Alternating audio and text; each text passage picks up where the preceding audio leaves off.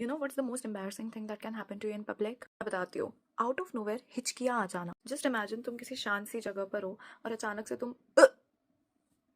तुम हिचकी करना शुरू कर देते हो। भाई that the tension the embarrassment you are having at that moment is on a different level. तो आज मैं एक जगह पर थी and I was taking some order to take home and मेरी दोस्त थी मेरे साथ एंड जैसे ही मैं वो ऑर्डर मांग रही थी वैसे ही मेरे को बहुत ज़ोर से हिचकी आई and my friend started laughing बहुत ज़ोर से and the shopkeeper also started laughing and फिर थोड़ी देर बाद मैं बैठी थी वहाँ पे और वापस मैं हंस रही थी किसी चीज़ को लेके एंड अचानक से इतनी ज़ोर की हिचकी आई that everyone around me started staring at me in a very weird way. Like ऐसे देख रहा था वो बंदा मेरे को। लाइक व्हाट द हेल, मैंने कुछ कांड थोड़ी ना किया है, मैंने कोई क्राइम थोड़ी ना किया है, मैंने बस एक हिचकी दी है।